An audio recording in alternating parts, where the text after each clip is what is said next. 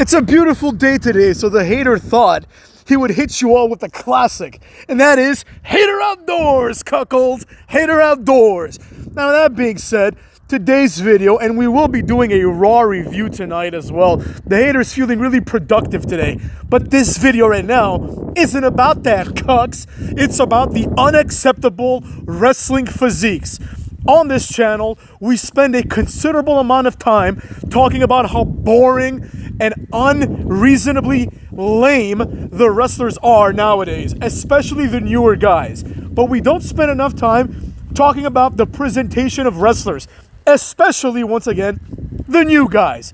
Now, some of these things, like for example, Carmelo Hayes' height or Tozawa's height, are things that cannot be changed.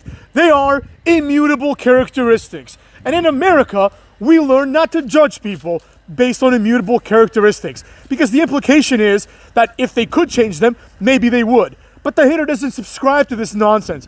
I believe it's okay to judge someone for absolutely anything you want to judge them on, right? Especially in the context of wrestling. In fact, in society, some of the changes that we have had to endure have to do with this desire not to judge anything. And we've invented words for this, like slut shaming, fat shaming. The implication being that there's nothing shameful about being fat or being a slut, right? Well, the hater is here to tell you, nah, motherfucks. We shame and we judge on this channel because that's how people improve. That's what the hater believes. Take it to the bank, take it to the toilet. I don't really care. Now, despite this, because these characteristics sometimes are immutable, like for example, Ilya Dragunov and Carmelo Hayes are smaller guys, right? They can't change this. So while we still judge them for it and we deny them opportunities for it, it's unreasonable to continue talking about it because nothing will change, right? It is what it is. We judge them, but there's no need to say things like, well, Carmelo should grow. He can't grow, right? God made him that way, and that's how he is. It's as simple as that. However, strangely enough, both Carmelo Hayes and Ilya Dragunov have great physiques otherwise, right? These are guys just like Pac back in the day, right? I'm sure he is making his 19th return to AEW soon. Just like Pac. These are people that have not been blessed with the physical gift of height, but despite that, they're doing their best to stand out, right? My favorite example of these types of people is Rey Mysterio, right? Rey Mysterio, it's not a coincidence that he is the most accomplished, that he is the best, and that he is the most jacked of basically every luchador of all time. You know, when you see Rey Mysterio, you're like, he's a small guy, but clearly he hits the gym. He cares about the way he looks, right? He even would wear like weird costumes at WrestleMania to stand out. He understands that the way you look is important. Then you have people like Kalisto and Dragon Lee and Rey Fenix, who I do like, who are not in the same level of shape. And why would you expect them to have any success if they don't care enough to, present themselves in a way that stands out? Jinder Mahal got a massive push after Vince McMahon was impressed by his physique. Now, a lot of people think, oh, Vince just likes big guys. And while that may be true to some extent, that's not the whole story. Part of it is the fact that working hard on your physique, and more importantly, if you're fired and you come back and you've improved and you've changed, then someone can say, wow, well, this guy clearly cares, right? He's clearly trying, or she is clearly trying to look good. I saw an episode of the short-lived Montez Ford and Bianca Belair reality TV show. And in it, Bianca Belair would eat like celery and she would smell like pizza. She would take a whiff of the pizza and eat celery because that's how much she was starving herself for a bodybuilding competition as well as to look presentable in WWE. Now, I'm not saying this is always the case, and nor am I saying this is a healthy way to live, but she understands that her appeal has to do with the way she looks, right? Nobody cares about the fact that she can botch a back handspring moonsault every match. Nobody cares about that. People want someone that looks like a champion. Now, with that being said, we shift our focus on all these incoming wrestlers who don't look good, right?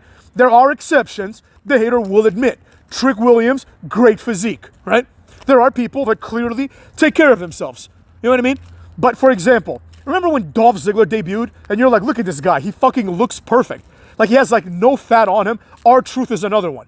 Guys that clearly work out, clearly watch what they eat, and as a result, get rewarded to some degree. Both of them had long careers. R-Truth is still going, and both of them have made a lot of money. if R-Truth became fat, people would be like, all right, like, fuck this guy, you know what I mean? He's not that good anyways, so we're gonna fire his ass, and nobody would care. Now, the group that I'm gonna use to make this point is Dark State, okay? I'm looking at Dark State, and none of these guys are remarkable in any way.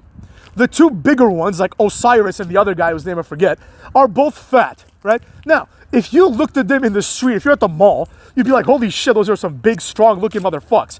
But this is not the mall. This is WWE. Technically, it's NXT, but you understand what I'm saying. The other one, the white one, Jay Brandon, whatever the fuck his name is, this guy is in decent shape. He's not fucking Randy Orton, let's not get it twisted, but he's in good shape. He's a big, strong-looking guy, but nevertheless, he is unremarkable. He just looks like a regular dude, right? Get a better haircut. I don't know what to tell you. Look at, for example, not Brooks Jensen, but the other one. I forget his name. The one who dresses like a biker, right? This guy, he could stand to drop a few tons. You know what I'm saying? Not a few tons. He could drop like 10, 15 pounds. He's a big, strong-looking guy, but he tries to look the part by dressing a certain way.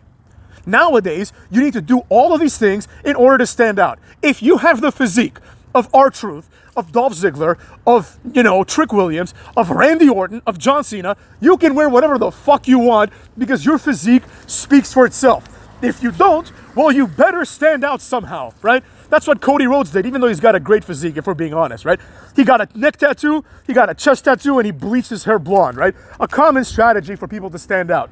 Now, nevertheless, I'm not saying good things about any of these guys, right? Even Randy Orton.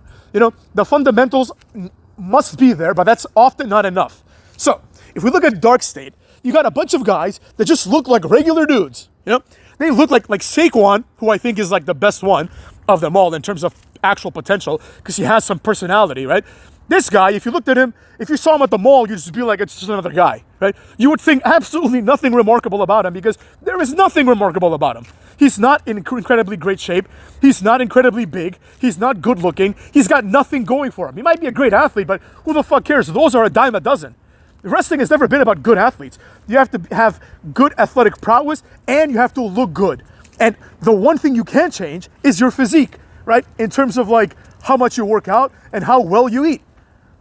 Everything else, like Saquon has the face that he has, Dolph Ziggler has the face that he has, Orton has the face that he has, everyone has the face that they have. You can only do so much with that. Same thing with height. But with the physique, especially in a sport or an art, or neither in my opinion, where these things matter, you have to work your hardest. Now, Dark State comes out, and they're this, well-oiled unit that's going to kick ass. Good. We've seen this gimmick a million times. We're going to see it again. They're basically the Shield. They're basically Retribution, but they're going to have more of a Retribution type run. And the reason is because they don't stand out. The Shield is a great example of guys that stand out, right? Primarily Roman Reigns. You look at him, you're like, this guy's going to be a star. You don't need anyone to tell you that. You just look at him, you're like, this guy's next. You can just look at him and tell, right? Dean Ambrose, he's a little weird looking. He's a little funny looking, but he stands out in other ways. He acts like a crazy guy, right? He has like weird mannerisms. Seth Rollins has the blonde hair and does like crazy shit, Now, I'm not saying that Dean Ambrose and Seth Rollins are fucking Randy Orton and Shawn Michaels. They're absolutely not. You know what I mean? But given their limited abilities and their limited genetics, if we're being honest, they are what they are. They're doing the best they can. Roman Reigns, who has better outcome in terms of genetics, right? He just looks better than them, and he's more muscular naturally, and he probably works out more, right? He doesn't have to try as hard. He can literally come out there, make a career out of saying, I'm the big dog now, and acknowledge me, right? That's all he needs to do, because everything else is working out for him, right? Now, if you have Dark State, you've got guys that are never going to make it, right? It's as simple as that. And I don't understand why people refuse to accept these facts, right? The reason, for example, not to shit on him all the time, because I do, Obafemi, the reason he's not going to make it is because he's fat. It's as simple as that. Nobody that looks like him has ever made it. Nobody with a fucking beer belly has become the face of the company, right? Nobody. Like, you think he's going to have a better career than Mark Henry? If he does, that's the biggest injustice of all time. Right? You have to look the part. Look at every champion and every wrestler that you like, in WWE at least, right? Look at Sting, incredible physique. Look at Booker T, incredible physique. I'm going to WCW guys right now, motherfuckers. Look at, if anyone remembers, the Natural Born Thrillers, I think they were called, right? It was a group of 4 young guys who were trying to make a name for themselves. Effectively, it was Dark State. Except instead of Saquon Sugars and Jay Brandon, or whatever the fuck that guy's name is, they had Chuck Palumbo, who's like 6'5", total muscle. Sean O'Hare, same thing, good-looking guys. Sean Stasiak, Mark Jindrak. These are guys that could have and probably should have been much bigger stars than they were. Right? That is a missed opportunity because you're like, how did you drop the ball with Mark Jindrak? The guy looks good, he's athletic, he's got a great physique, and he was going to be part of Evolution. A lot of people don't know that, right? They held him in the same esteem as Orton in terms of like appearance, and he didn't make it. Then people are clamoring over mediocrity like fucking Tony D'Angelo, who needs to drop 15, 20 pounds immediately. They're clamoring over Trick Williams, who in my personal opinion, I know people say, oh, he has undeniable charisma. Well, guess what, motherfucks? The hater's here to deny his undeniable charisma. He's not going to make it. He's got a weird shaped head. I know that sounds silly, but it's true. People are not going to look at him and think that's a star. They're going to look at him and they're going to think, wow, that guy's a little funny looking. That's what they're going to think, So when he inevitably doesn't make it, don't come to the hater saying, well, can't believe it. They dropped the ball on him. No. Right? If he looked like Carmelo Hayes, minus the height, right? If you had Carmelo Hayes, who was taller, he would be a star, right? He would be a star. And I'm not saying you have to have like top model good looks, right? Look at Velveteen Dream. He wasn't like the most handsome guy of all time, but he was a good looking guy enough. He had a great physique and he had other intangibles. But you have to start with a great physique because that is something people can justifiably, everyone can judge you on that, right? If you are a beast, right? You have to look like a beast. It's not believable, for example, for Obafemi, in my opinion, to be presented as someone that can beat up Batista, even though he probably could, right? It's just not believable. And the question then becomes, well, why are we pushing this guy? Find someone that looks like Batista. Find someone that looks like Booker T. Wow, is it that hard? Maybe it is, I don't know. But the fact that it's hard does not mean that you then need to hire Osiris and the other guy, right? These two fat guys, nothing wrong with them. I'm sure they're nice guys, and I'm sure they have a spot there as jobbers, but they're never going to be stars, right? I'll give you an example, a perfect example in my opinion, right?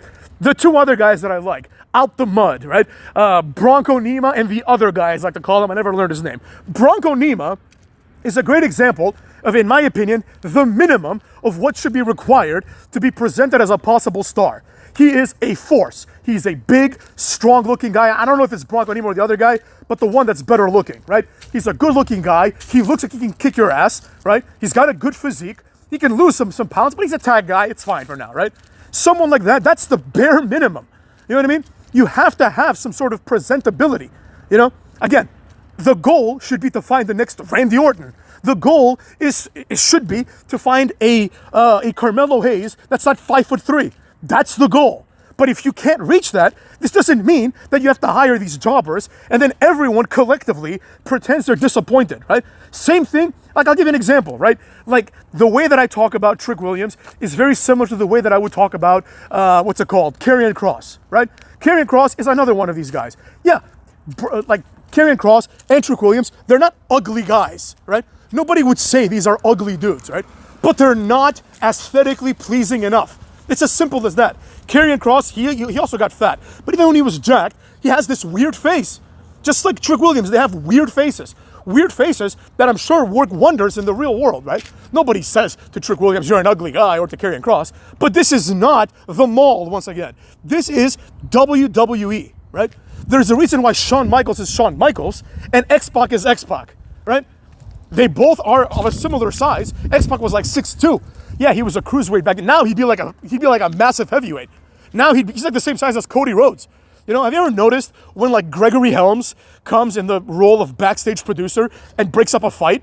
And he's breaking up a fight between like Carmelo and Andrade. And you're like, Gregory Helms is a cruiserweight and he looks like he would murder both these guys, right? Gregory Helms was a cruiserweight, but he was like 6'2" or 6'1" and like 195 pounds, He was probably like 185 legit. Now, these guys are like presented, like Cody Rhodes is like 175, 180 at best. And he's presented as the world heavyweight champion. The standards have fallen to levels that have never been seen before.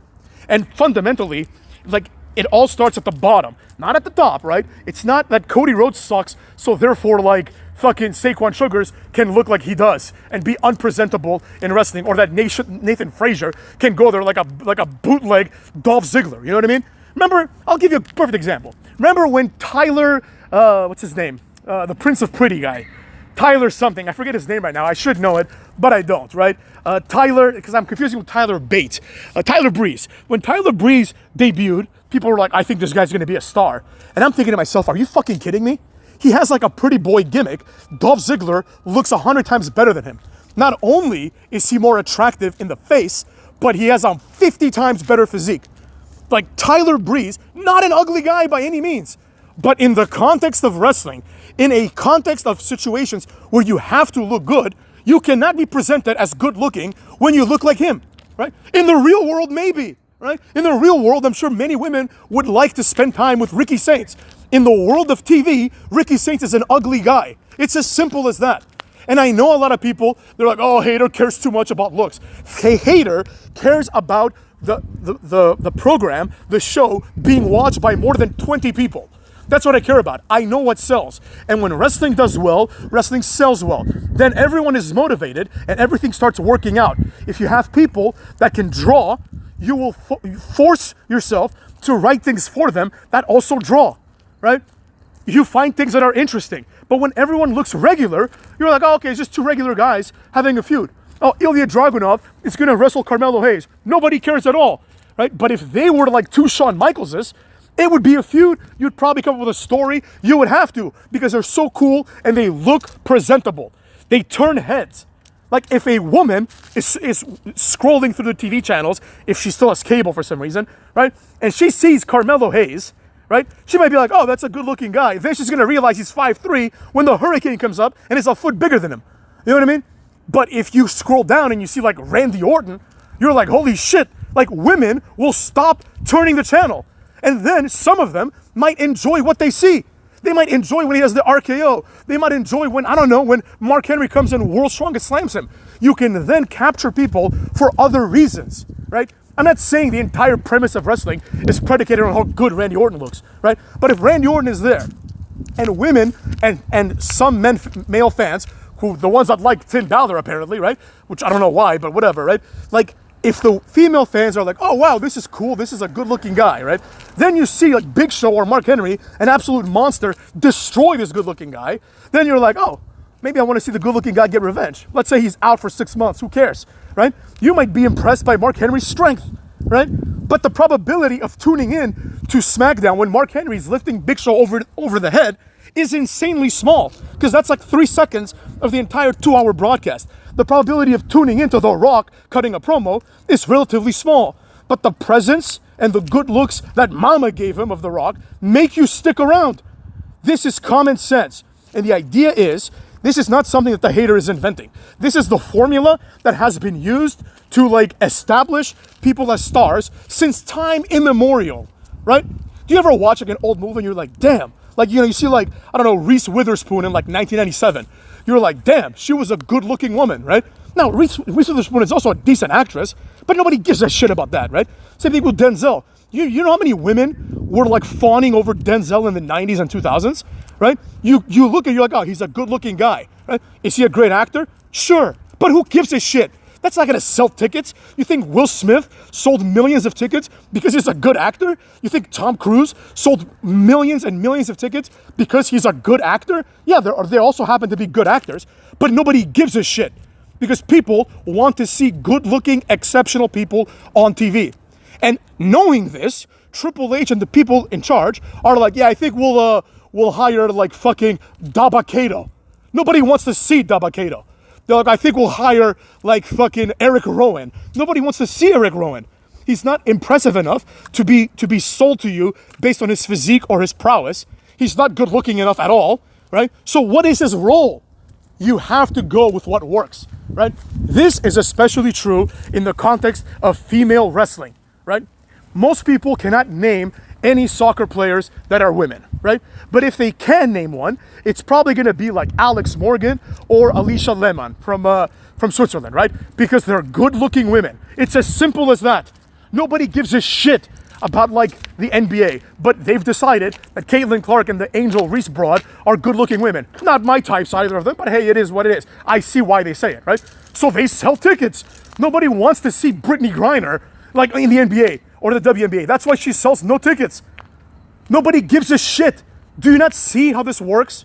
This is like especially egregious in the context of fake sports, because fake sports like WWE are closer to entertainment, obviously, than they are to actual sports, right? It just so happens, right? It just so happens that Michael Jordan was a good-looking guy. It just so happens that Tom Brady was a very good-looking guy, and they were able to get a lot of fans, right? But nobody gives a shit if they're good-looking in the context of the sport. You can be the best-looking guy ever, and you can't throw a touchdown, you're fucked. Get out of here, right? But to be a massive star, you have to have all of the variables, right? Cristiano Ronaldo, obviously one of the best players of all time, right? Also one of the best looking athletes of all time in terms of both his appearance and his physique, right? There's no reason why he should be more famous than Messi, but there is reason why he should be more famous than Messi because of the other factors that make him more marketable. David Beckham, who was a great player, right? He was never even the best player in any of his teams, right? But he was the most famous. You show 100 people at the mall a picture of David Beckham, and you show 100 people at the mall a picture of the much better player, Zinedine Zidane, right? Nobody's gonna fucking recognize Zidane, right? Because he was bald at like 25. You know what I mean? But everyone's gonna know David Beckham. This is the formula for wrestling, right? If someone is an incredibly good player, they can get by, like in a real sport, without looking good, and they can have a very wonderful career, right? Like in the NFL, for example, let's think of someone who's not a good-looking guy. Basically, everyone who plays in the offensive line of every team ever, basically, right? Then you compare that to Clay Matthews, right? Clay Matthews was a good player, but people knew who he was, and people still know who he is because he's a good-looking guy. It's as simple as that. I don't understand why this philosophy is not being branched out into wrestling. If people are not good-looking, and I don't mean sexually, I mean good-looking like, wow, what's this guy's deal, right? Or wow, what's this girl's deal? Depending on who you ask, right? Because there are people, like, for example, some of my friends tell me that Finn Balor is a good-looking guy. I don't see it, right? I think he looks weird. I think he has a simple Jack haircut, right? But it doesn't matter what I think. People seem to think he's good-looking, so put him on TV, right? That's the formula. That's how it works. Liv Morgan, a lot of guys think she's extremely good-looking. Not my type personally, but even though I don't agree, it is what it is. You put them out there, right? You put them out there and you have them win, and you have them perform, and you have them attract new viewers. Nobody in the history of the world is going to be watching wrestling and they're going to tune in and see Jay Brandon and Saquon Sugars and think to themselves, wow, these guys are exceptional. Nobody. It's not even about being good looking. It's about being exceptional, right? Great Khali's not a good looking guy. Braun Strowman's not a good looking guy. But when you turn the channel, you're like, holy shit, where do they find this motherfucker, right? Where do they find Brock Lesnar? Where do they find Lashley? Hell, to a certain degree, you might even say, where do they find Booker T? Or where do they find Randy Orton? Because they look like action heroes. They look like action figures. They look like superstars. But when you're, browsing and you see J.D. McDonough, right? You see J.D. McDonough? Like, you think anyone's gonna give a shit about J.D. McDonough? You're browsing, you see like Ivar. You think anyone's gonna be like, oh, let's stick around and see what this guy's deal is? Nobody's gonna say that, right? In advertisements, and I know now they got like some weird things, like I went to Target and like every model in the ads has some sort of defect. It's like someone with like a massive gap between their teeth, someone who has like more freckles than anyone should have. It's kind of weird, but generally speaking, the way it works is good-looking people and exceptional people sell tickets. It's as simple as that. And those that are not good-looking or exceptional, they gotta flip the script, right? For anyone that knows anything about Cobra Kai, which is one of the best shows in the last 20 years, easy, right? There's a character in Cobra Kai called Eli, right? They even give him a nerd name. Eli has a cleft lip, right? And he's a nerd. He's an insecure nerd. He goes to the dojo and Johnny Lawrence tells him, you ain't shit, kid. And he starts calling him lip because he's got a cleft lip. What are we supposed to ignore this shit, right? And then Eli gets all pissed off. And Johnny Lawrence says, look, you want people to stop calling you lip? Flip the script, motherfucker, right? Do something to make them call you something else. So the next day he comes out with a massive mohawk and then he starts going by Hawk, right? And this is a complete rebranding of one of the best characters in the last 10 years, easy, right? he becomes one of the protagonists. I don't think anybody had that like as a goal, right? I don't think anybody felt that Hawk was going to be like one of the main characters, but he becomes one because not only does the character flip the script, the actor does too. He takes the opportunity and runs away with it. And that now the writers are forced to write something about him because the fans love him, right? Because he stands out. Eli would never stand out. Hawk would stand out. So what do? Every time Hawk appears to do a fight, they play this background noise of like a hawk screeching, right? Which is like, shows that they took care in crafting this character. People craft things well that make them money. Because when they make that money, they're like, okay, we're gonna use this more. And when you have to use something more, you have to write around it, right? It's as simple as that. If Saquon Sugars wants to be just the guy that appears every 3 episodes of NXT and does nothing, perfect. Nobody needs to write anything about him, right? Same thing with almost everybody in the roster. Look at Nakamura. Nobody's written anything about him ever, right? He just shows up, then he's gone for 3 months, and then he comes back, and he's gone for 3 months, right? And people are like, oh, well, how come Nakamura didn't develop? I don't know, because nobody gave a shit. If they see Nakamura coming out, and there's a massive spike in the viewership because people are calling each other and saying, you got to tune in now. There's this dude I've never seen before, which is exactly what would happen if someone like Kevin Nash or Lashley or The Big Show came on TV, right? Nobody was getting wet at the thought of The Big Show or Kane, but you're like, holy shit. Men too, they're like, holy shit, look at Kane. You know, people like me and my friends were choke slamming each other because we all wanted to be Kane. People want to be people that are cool. Nobody wants to be Saquon Sugars and Ilya Dragunov. Nobody wants to be a weirdo with a neck tattoo now who comes out and pretends he's conducting an orchestra. You look at that, you're like, okay, let me remove this channel from the library immediately so nobody accidentally stumbles upon it and discovers that I like this shit, right? I will finish with this, a story that I've told before. The hater was telling his old school, old world dad back in the day. But my dad's not old school. He's always been like a hip guy, you know, European hip. But he never liked rap music. And I loved rap music, as all of you know. Nas sucks, by the way. So I'm like, Dad, I'm going to show you some good music. And you're going to tell me if you like it, right? That's like, fine. So I'm going to MTV Jams, the TV station, MTV Jams. This was before YouTube was like really a thing. I was really young. This was like 20 years ago, maybe. 20, 25 years ago. And I'm scrolling through it, right? And I go to MTV Jams, which always plays music videos, hip-hop music videos. So I'm thinking to myself, okay, the probability of there being a song there is like very, very high. And the probability of it being a good song is pretty good too, because I liked all the songs at the time. But there's always a chance that we might be scrolling there during their like 5 minutes per hour of commercials. There's also a chance the song might suck. So I was gonna tell my dad to you know, stick around. And I'm like, all right, Dad, let me show you. And as I'm narrating this, I get to the channel, right? I get one channel before. I'm like, you ready? He's like, I'm ready, son. So I go to MTV Jams, and there's a commercial. And in this commercial, they're just talking about MTV Jams. There's a snippet of the song We Gettin' Money by Jim Jones. I like this song, but the song is goofy and stupid. And basically, the snippet is Jim Jones is like, we get money like na na na na na na. And my dad just looks at me and starts laughing. He's like, you like this shit? This is retarded. And I was like, Dad, please, like, this is not representative of the music that I like. This is a snippet. But it was too late, motherfucks. My dad was convinced, and still is, that rap is garbage now. Because I had the opportunity to get him on board, and I failed. Yeah, my dad likes the occasional, must be the money. He likes that kind of shit sometimes when I play it in the car. But generally speaking, he doesn't like rap and never has, right? I'll play rap, he'll be like, you should listen to Bob Dylan. I'm like, whatever, Dad. You know, he's like, you should listen to Ray Charles. What the fuck are you talking about? I'm like, I'm not 90,000 years old, neither are you, old man. But the point is, you only sometimes get one chance to capture somebody. If someone is being convinced, hey man, you really need to come over and we can watch WrestleMania. Or let's say, you really need to come over and we need to watch, I don't know, Saturday Night Main Event. And then they tune in, they sacrifice, they come over, they spend their time, and then you see Jey Uso. And then people are like, oh, I don't know why the viewership is down. What's going on? The viewership should be up. Well, there you have it, cucks. That's how it works, and that's how the hater says it. So with that being said, see you all later. Raw review, motherfucks. Take care of yourselves, cuckolds.